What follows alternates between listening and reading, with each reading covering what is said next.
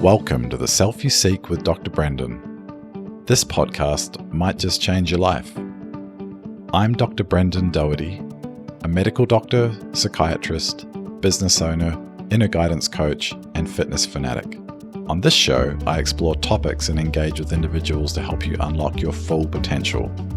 My mission is to support your journey towards self-actualization, complete well-being, and a life aligned with your authentic needs. There will be actionable insights, inspiring stories, and I will lean into my curiosity to get the story behind the person, understanding the deep truths and expertise of our guests. Get ready to feel empowered, and, if you desire, some information that might just change your life. And a quick reminder, this podcast is not a substitute for medical or mental health advice and should not be treated as such. The content here is for informational purposes only. Always consult with qualified medical and therapeutic professionals before making decisions related to your health and mental well-being. And now for the show.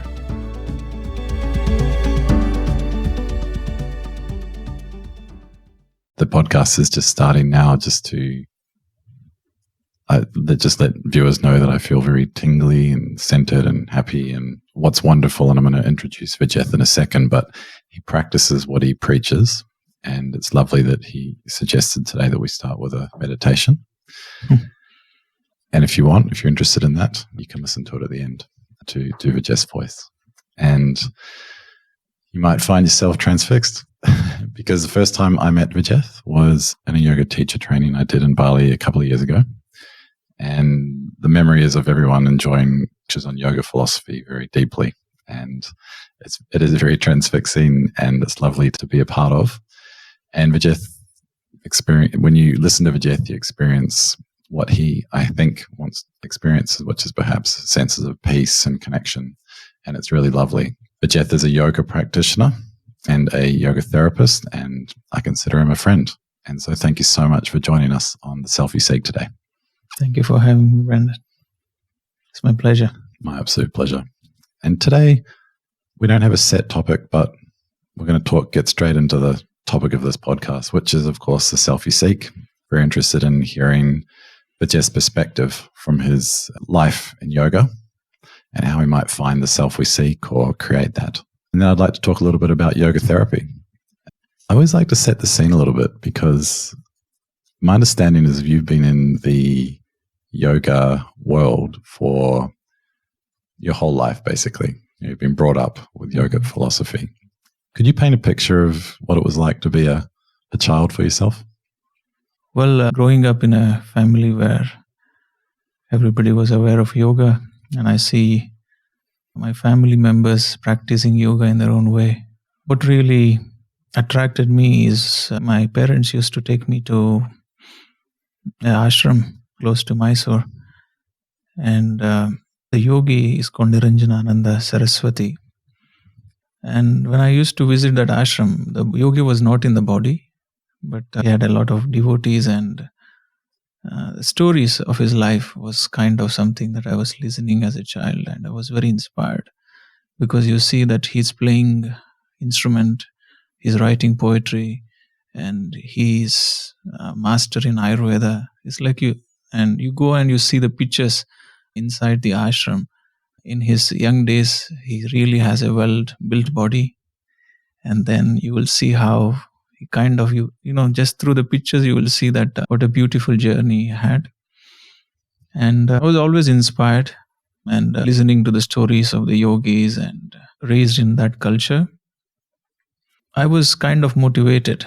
What really I was drawn into was devotion, because I could see my father in the ashram sitting for meditation. I think my early memories, I was 4 or 5 years old. And as a child, you need the attention of your parents. And I used to go around screaming, to have his attention when he's meditating. But I could really sense that he was not really in the body. He was not responding at all. I felt like he's so distant from his body, even though I didn't know anything about yoga or meditation at the time. I know that when my father goes to ashram and he sits for meditation, he's not really in his body. And as I started to grow up and I I was studying in school. That's when my sister, she joined BNS Iyengar yoga school, and I started to follow her, and one thing led to another, and I continue to stay in the path. Lovely, lovely. And just knowing you for the past couple of years, you exude this sense of profound peace and almost an egolessness. And that's very, it's very amazing to me because you don't meet many people like that. I'm curious, is that something that you've always had, or is that something that you developed over time?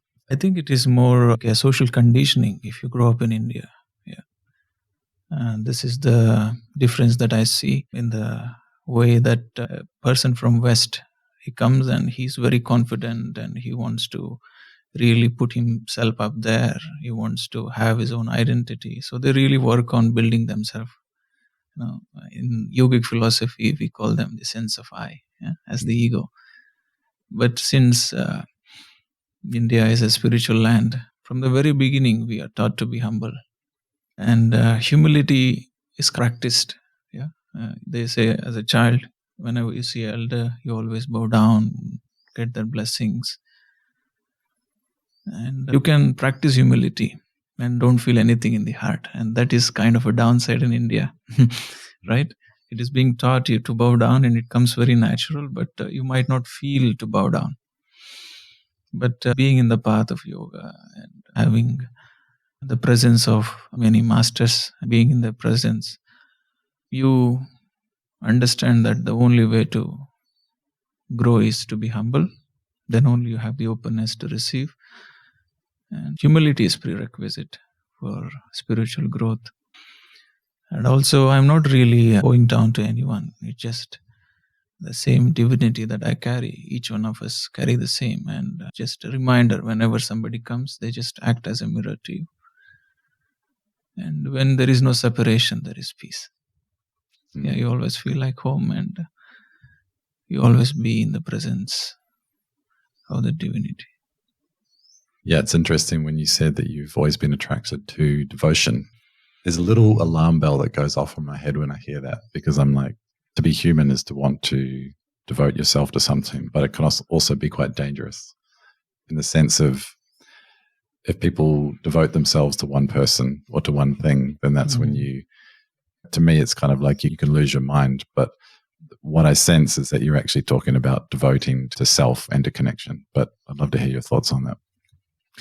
Devotion can be experienced on many different levels. A religious person might say it's a devotion to the Supreme, to the God. A scientist may say that his devotion is for science.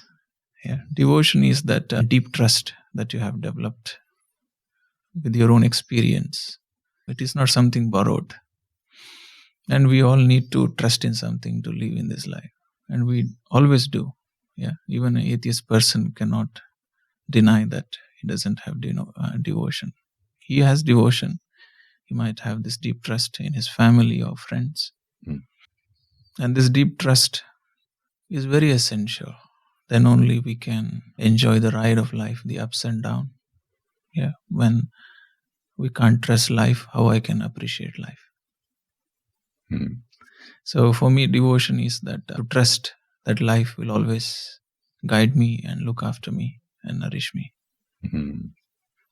So it's kind of akin to a sense of faith in a way. It's a little bit like just a deep knowing that things will be okay, perhaps, or allowing, not controlling what's going to happen, but to allow whatever's going to unfold in your life to unfold without trying to massage it too much.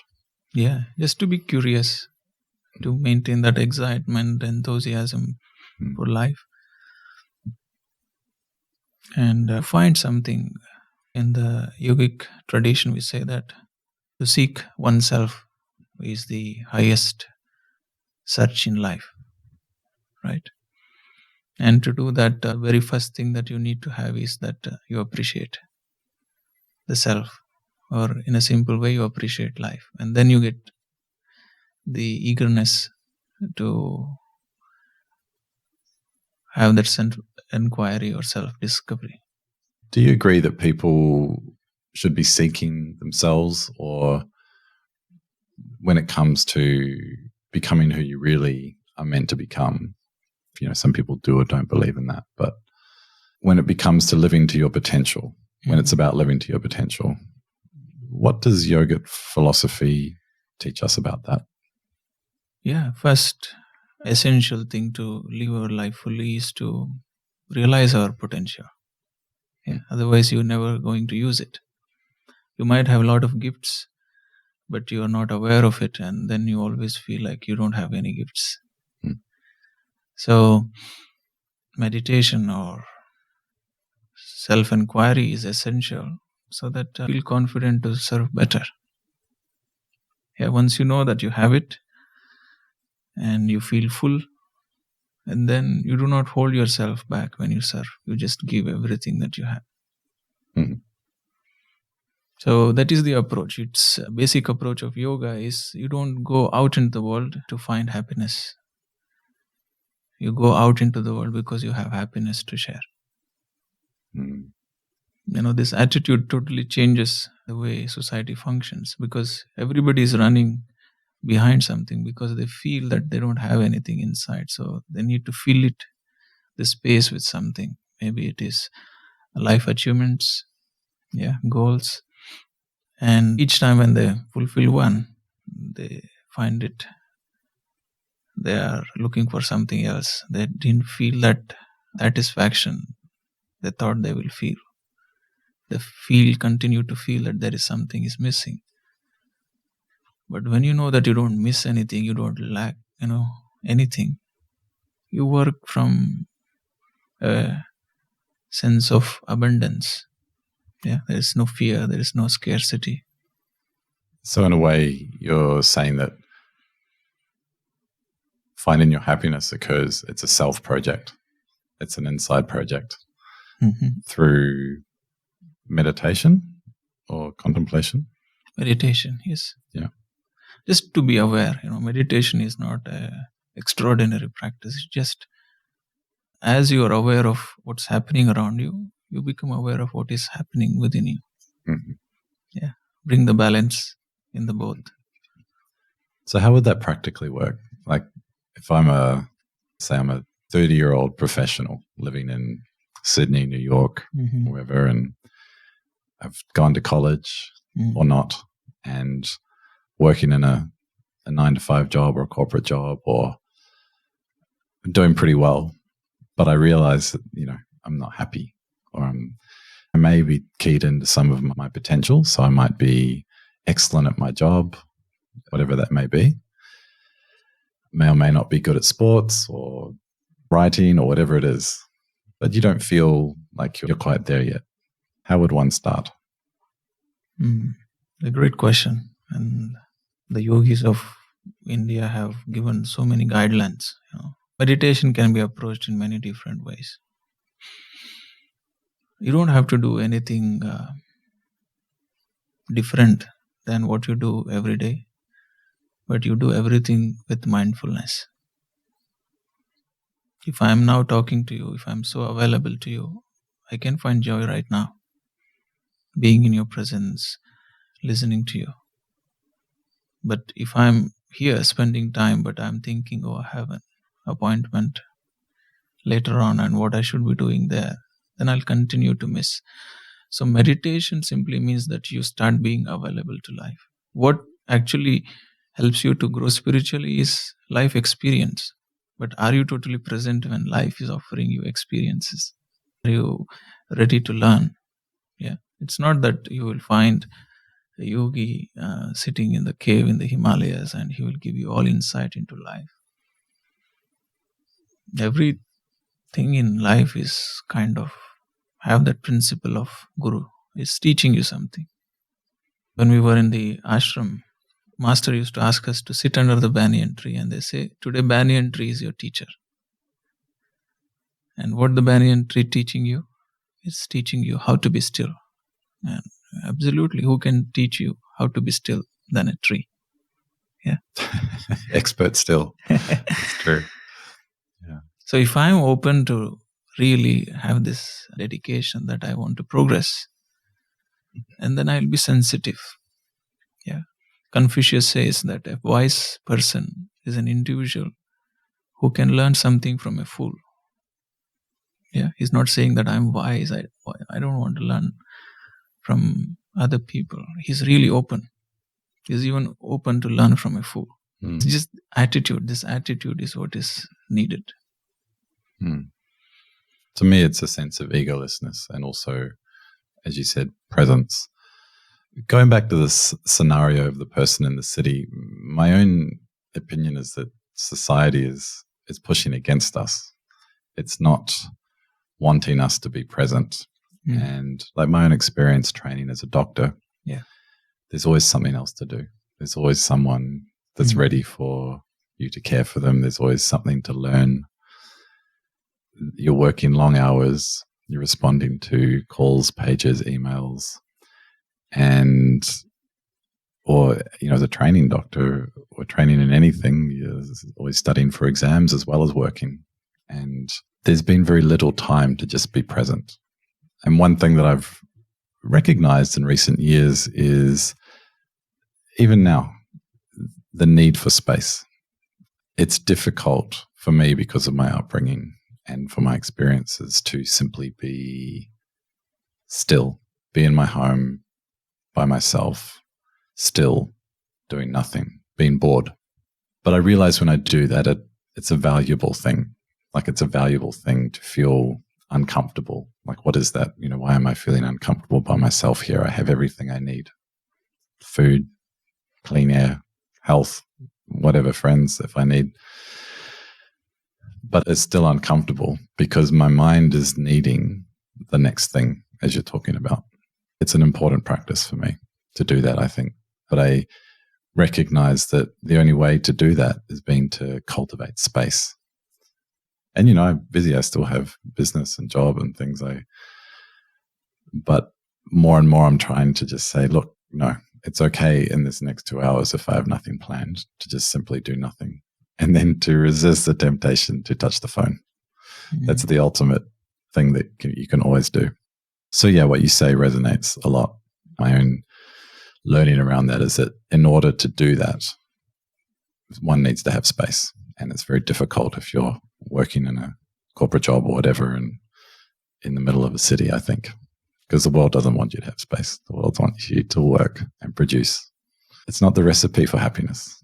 Yeah, and I think the space is very important for finding self as well, because without space, then you can't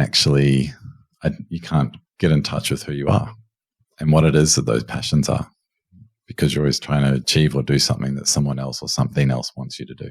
Yeah, you need space to listen to yourself, for sure. And this is what we call in yoga sadhana. Sadhana is a time that you devote to be with yourself, to explore yourself. And we all need it. Having a conducive atmosphere helps a lot, right? Having that space where you can be by yourself and give all your attention to yourself. And let's say that if your mind is very restless, don't start working with your mind. Try to control the mind rather than see what else you can work with.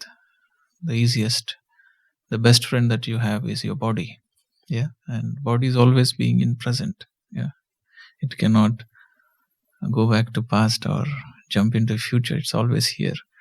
So maybe connecting more to the body in the way it feels enjoyable for you. Maybe it is asana practice or going for a run or walking, anything. But there you start to experience. But you need to give time. And at the same time, we should not limit ourselves only for this space, not get attached to this time that we devote. But to see that I have done this work, how I'm facing the world. So you keep going back to the world and to see how much have been integrated, that you explored in that space that you gave to yourself. I can go into the mountains and it is so silent, and you will feel, oh, I have become silent. And then you come back to the marketplace and you feel, oh, agitated, restless. That clearly indicates the silence that you found was the silence of the mountain. It's not your silence. I suspect people experience that regularly when they come to Bali for retreats and yoga teacher trainings, and they feel amazing. And then they go back to the job and the family. And then it's very difficult to move that into your life, to take it back with you, I think. Possible, but difficult. Yeah. You have to keep trying, and that's no harm. You can fail as many times you want, but learn from each failure. That's what yoga tells you. Because realization will happen when it has to happen. Until that, every day is an experience of failure, right? You continue to fail, and it's okay to fail, but you keep learning from how you can do things better next time in the same situation and circumstance. So that's what yoga says. First thing is to accept your imperfections. Don't be in conflict with it. Use them as your guide. I love that. Awareness. Don't be too critical. Keep going. Yeah. How many hours a day or minutes a day do you spend meditating on average? It depends on how much I'm working. Whenever I'm not working, I'm meditating these days. Okay. I just enjoy, and almost at least 3 hours in the morning. Wow. Yeah. And if I have time again, I do it in the evening. And constantly, whenever I get space and I'm by myself, if I'm on a scooter going somewhere, or if I'm walking to a shala, so I do practice. I continue to connect back. So my master used to say, only to certain time you follow the practice. After that, practices follows you. Yeah, you need to be mindful of something for some time. You need to put effort, but naturally, it starts to come to you. In the beginning, you have to pay attention to be with your breath. But if you continue to do that, one day you will notice you are aware of your breath effortlessly. So when you talk about meditating for 3 hours, does that mean that because I know you said that also just being present, and we want to bring basically a state of meditation into our everyday life. Does that mean that you're just sitting down peacefully contemplating, or is there something, is this a mix of things, or what does it look like? Walk-in meditation. What I can tell you is, like, in the beginning you will use some technique, use a tool, but I like the words of Ramana Maharshi. He's one of the famous yogi. Many people have inspired by his presence. He said the aim of all practice is to leave all practice. Yeah. What you're trying to explore is your nature. How you can practice your nature. You're not able to experience it, that's why you need some tool. But once you get it, there is no need to practice, just there. Like you're just trying to be. I just be. Yeah. I don't try to do anything. In the beginning, I tried. In the stages where I used to, kept trying what works for me. And when I was able to experience this inner core, once I felt it, it's the grace. Again, it's not my doing. It's the grace of the gurus that gave me this blessing of I can just sit and enjoy. Yeah. It's very lucky. Yeah. So I'm sorry to continue on about it, but I just want to drill down, because I think for many people this is such a foreign concept, including myself. Like I will do meditations and I do it every day, but I don't think of it as just being me, even though I guess perhaps sometimes it is. But essentially you're saying that you're just sitting, perhaps like being quiet, but extraordinarily present with what you are and what you're feeling. Yeah, this just, your being starts to open up. In yoga, we say that there is different layers. It's called Panchakosha. The first that you feel, this physical body, as the Annamaya Kosha. And once you feel comfortable and you have explored the physical body, then you will experience the subtle layer, which is the energy body supporting it. and then you experience the energy body. And then you go a little more deeper and you experience the mental body. And you penetrate a little more. You experience the intelligent body or the intellect. And the deepest of all is the bliss. So it's just ocean of bliss. There is no end to it. So you just go and you swim as long as you want. But I don't get lost in there. So I come back and I deliver my responsibility, what I'm supposed to do in life. Mm-hmm. But I don't do anything in life to get anything. I do everything with the intention of serving. Mm-hmm. Because you cannot really understand. What opens up inside you is the universe. And you can never come to a point, to a conclusion that I have got it. Again, this is the words of Ramana Maharshi. He says, when you say that you have understood, your universe changes itself. So yeah, it's just like I sit with myself like a poet, not as a scientist, not as a philosopher. Poet has the eyes to recognize the new. As a perspective of, again, observing and allowing what comes just up. Being. Everything, it reveals itself. And one of the things that, at least for a while, I'm kind of still curious about it, but it's very important for people to feel their feelings.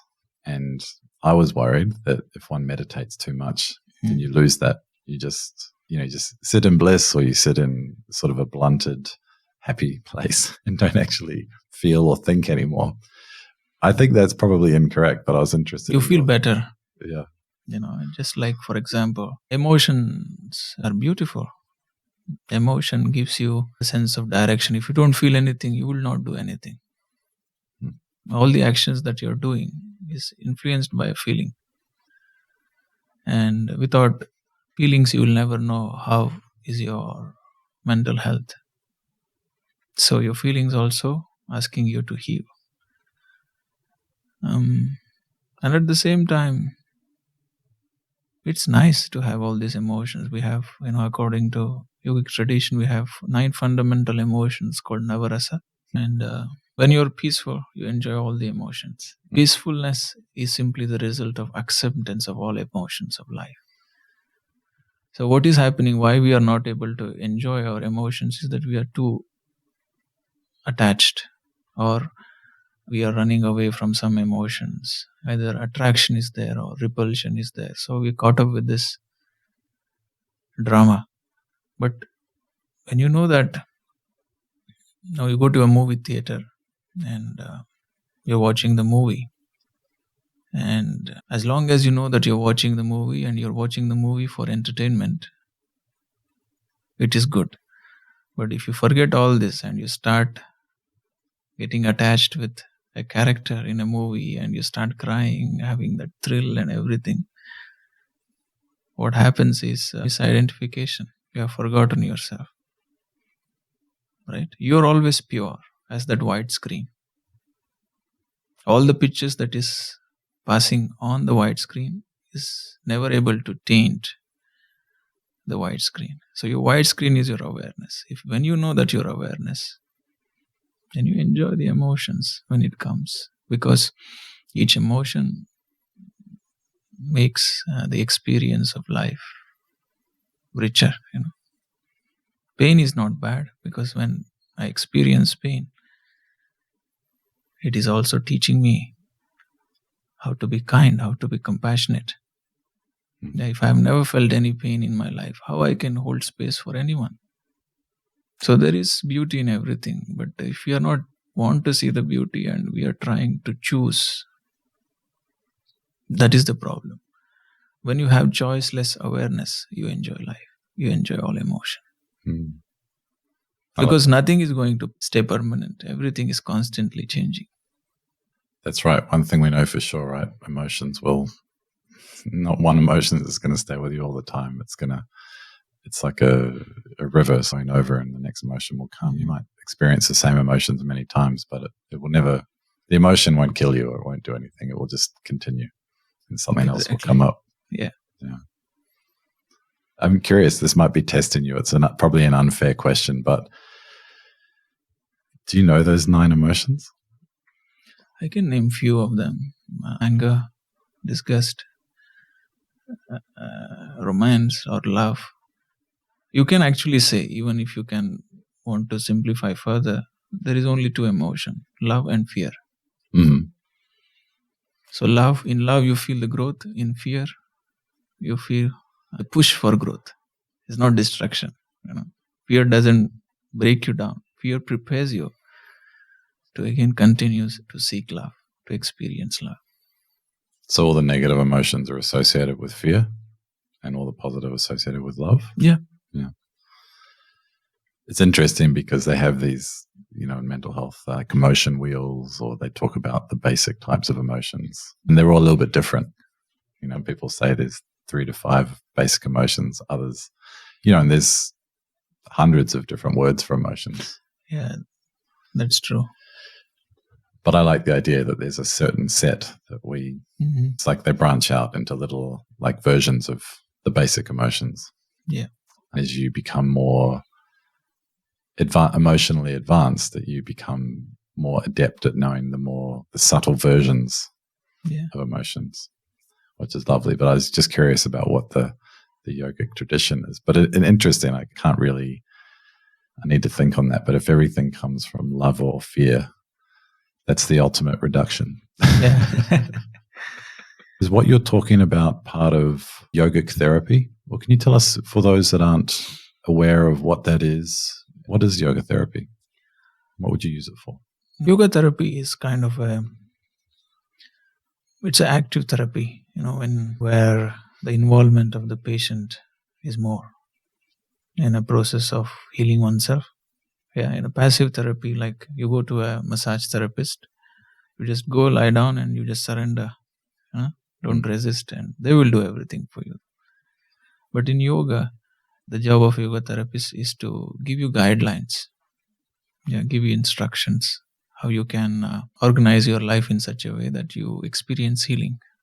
So yoga therapy includes of diet, some set of practices according to the need of the individual, what the ailment that they are going through.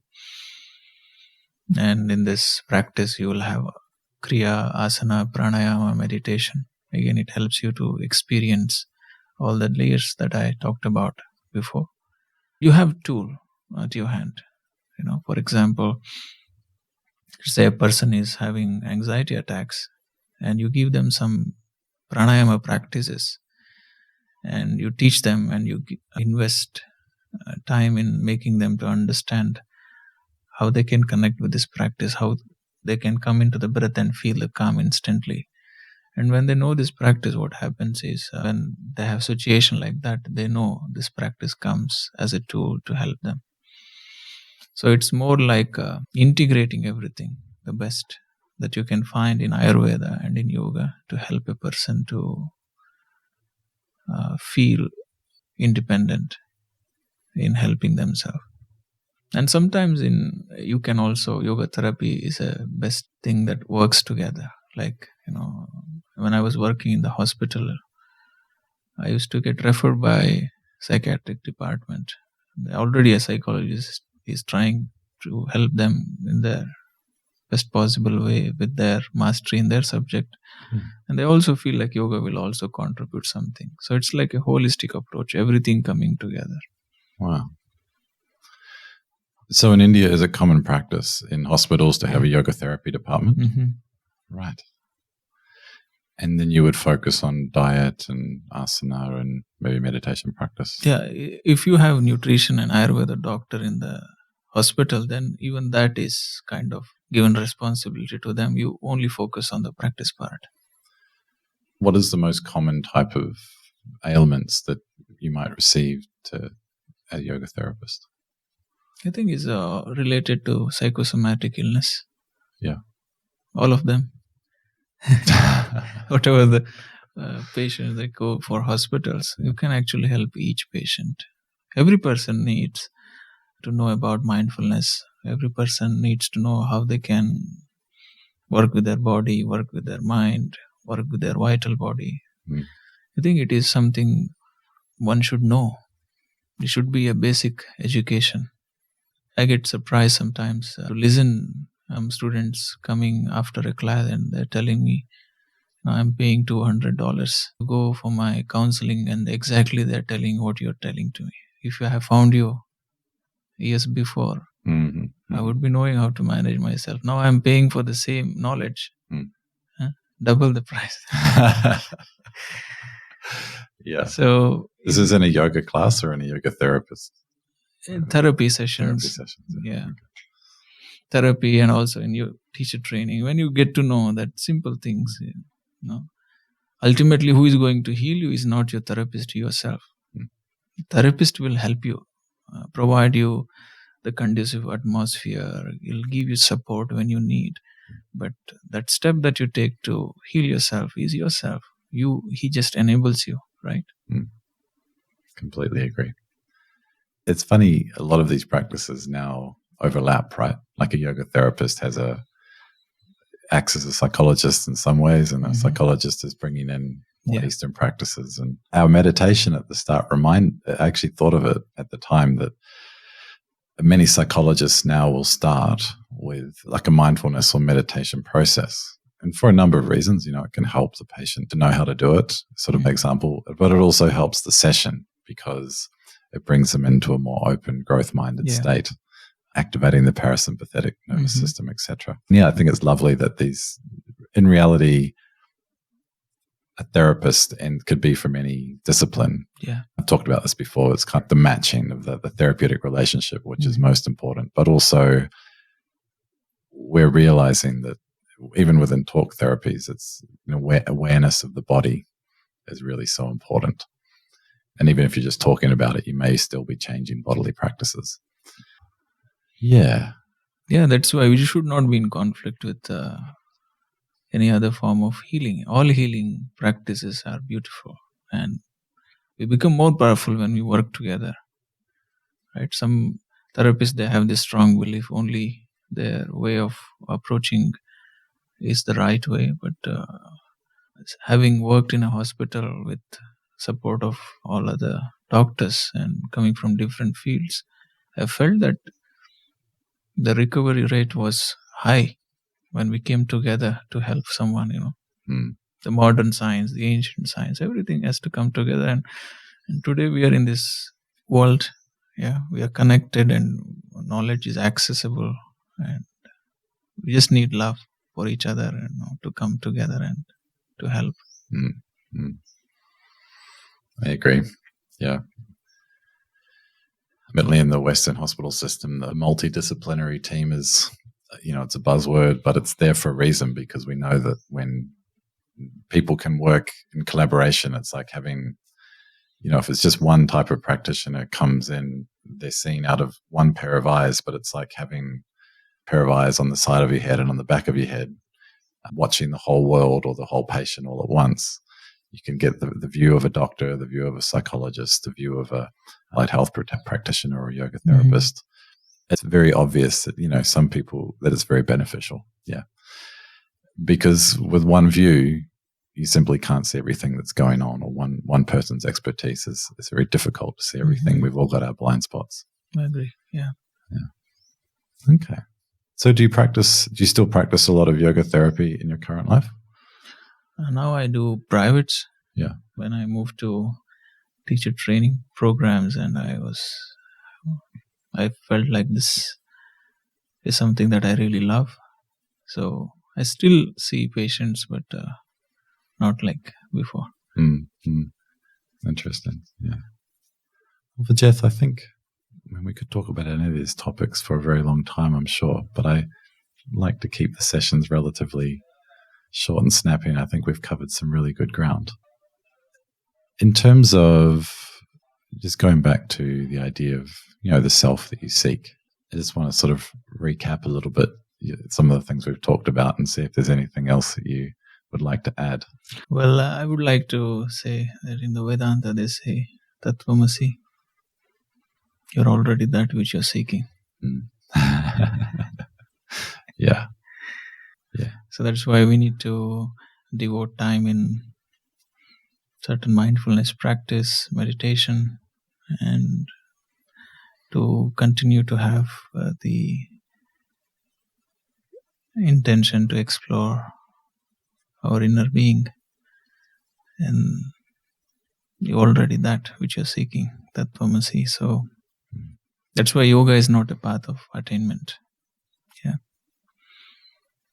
yoga is a path of realization. You just realize, oh, I'm already this. So some people have this wrong assumption: I have to do yoga asanas to find myself flexible. No, you have flexibility, but you never explored it. Yoga asana is simply an excuse. Yeah, asanas will not make you flexible.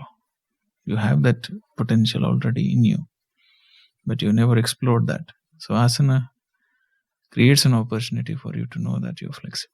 You realize. In the same way, to be still, to be peaceful, to have that experience of happiness, that love, all this is you're made of. It is your part of the being, intrinsic part of the being, that you can't find anywhere else. So first, once this becomes clear, you're already that which you're seeking. Now you're relaxed in whatever you do in life. There's no tension that you will be lost or you're running out of time. There's no tension. Now you're calm and peaceful, and patiently you do things. So once you feel that I don't like anything and I don't need to find anything to satisfy myself from the external world, I can appreciate the beauty that it offers, but what I need is in me already. I'm complete in myself. And for people that feel like they are lacking something or have that predisposition to strive for more, what do you say to them? Start with yoga.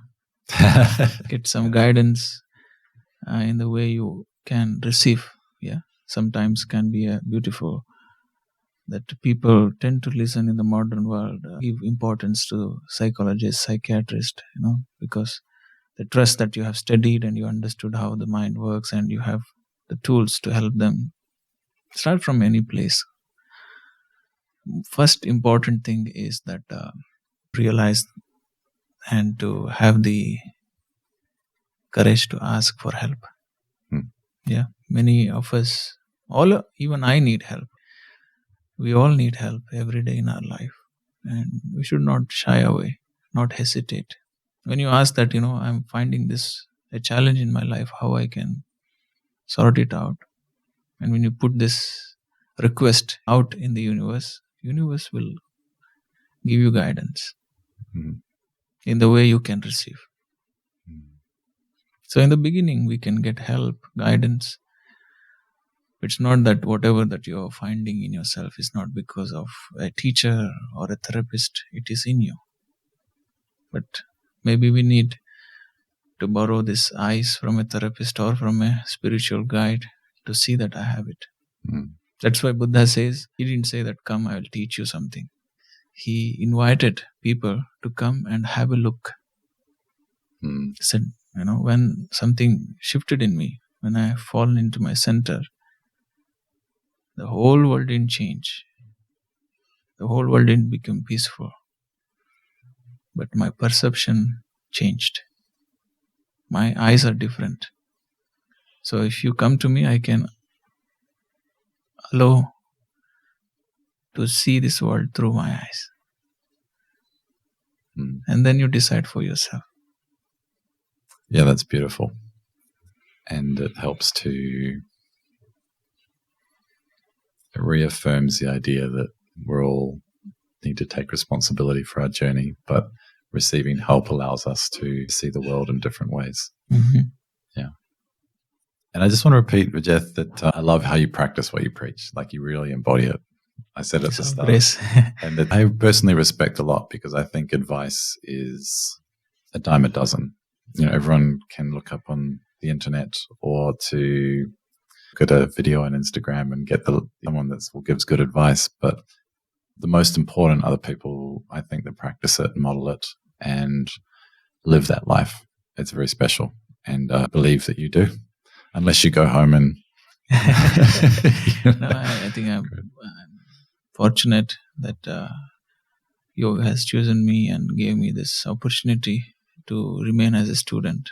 Even when I go out there to teach, I'm learning so much from my students. And I think it's all their blessings. I have had many blessings and continue to feel every day the grace. So I'm grateful. Yeah, I see that. And if people want to have more to do with you, if they want to, I don't know if you have any, how would they best get in contact with you or see what you do? Yeah, I think Instagram is the best place. Yes. These days. Which we'll include in the show notes. Yeah, okay. Yeah. Also, they can reach out to you. Absolutely. Absolutely. Do you have any upcoming retreats? No, not this year. Maybe in upcoming year, we'll do another one. You just did one in last, didn't you? Yeah. It's beautiful. Yeah. Okay. And another thing, when you brought up this topic of Laos, when I went there to do the retreat, we just accidentally, we were just exploring the Lan Pravan region, and we went inside a monastery. It was evening, they were doing the prayers, and I see this, he's not older than 10 years, maybe around 8 or 9 years old, but he's already living a monastic life. And I see this child so deep in meditation. Yeah. And I can't imagine how much he will enjoy his life. He has found that already in such a beginning of his life. So we should never think of meditation as something we do it when we retire. It is something that you find as the first thing in life, and then everything works better. And you experience life to the fullest. That's wonderful. What a great way to finish. Thank you again, Vijeth. Thank you. Thank you for having me. Pleasure. And thank you for anyone who is still with us. We're going to play the meditation that Vijeth and I did at the start. Hope you enjoy that. And as always, love any feedback on the episode, and see you next time.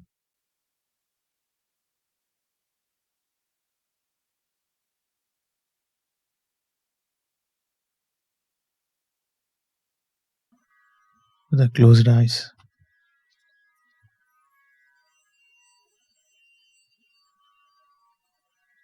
let's invoke the divine blessing of all light masters. Call them the yogis or the rishis. Let's visualize a ocean of light above.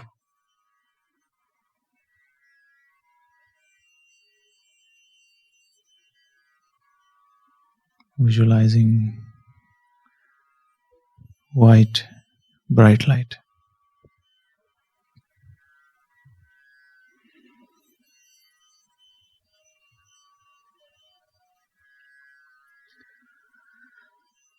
The light descending as a beam, entering our body through the crown.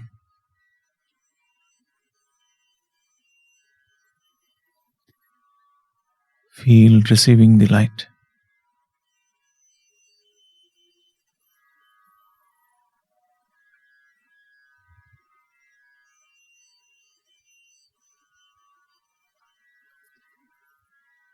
Feel the calm, the peace.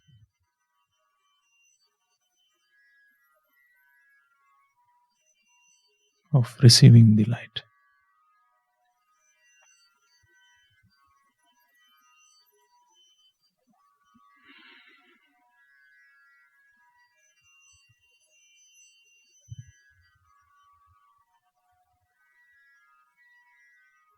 Whole body is filled with this cosmic light.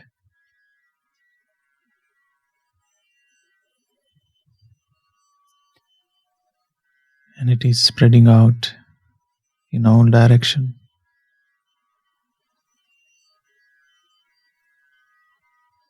Sharing this light with the world.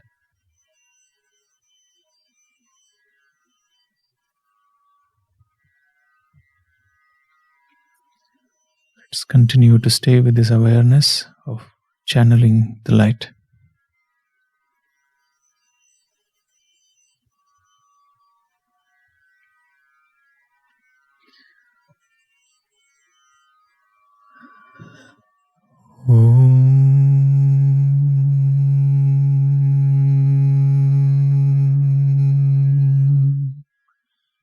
Shri Gurubhyo Namaha Harihi Om.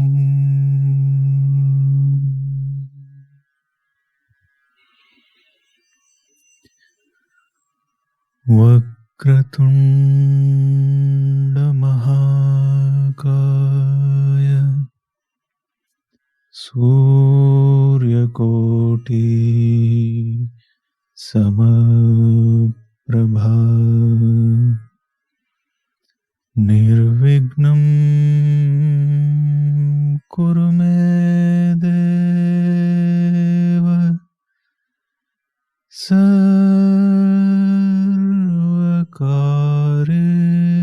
Sarvakareshu Sarvasya Shunyamai Mata Yasya cha vigataha pita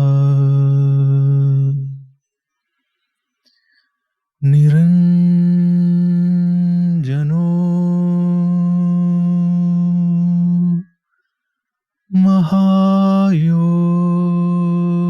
Mahayogi Goraksha Sarvada Guruhu.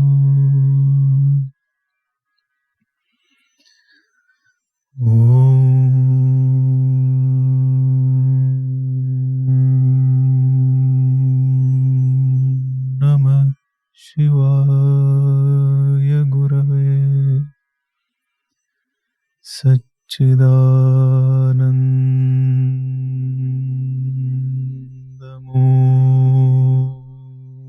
Satchidanandamurtaye Nishprapanchaya Shantaya Niralambhayate Jase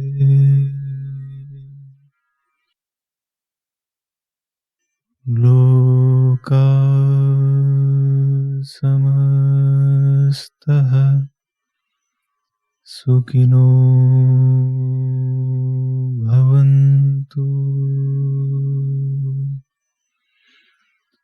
Om Shanti Shanti Shanti.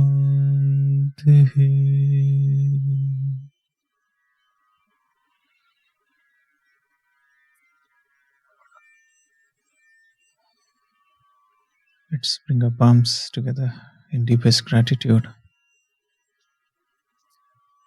for all the light masters, for their unconditional love and grace. Namaste. Namaste.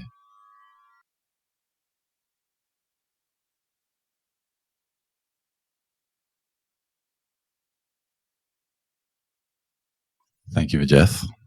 A pleasure. Thank you for joining me, Dr. Brendan, on The Self You Seek. This podcast might just change your life. We hope you enjoyed the show as much as we enjoyed creating it. And if you found value in today's episode, please consider following and subscribing on our YouTube channel and your preferred podcast platform. Your support is invaluable to us. And please share this podcast with your nearest and dearest so they too can live their best, most actualized lives.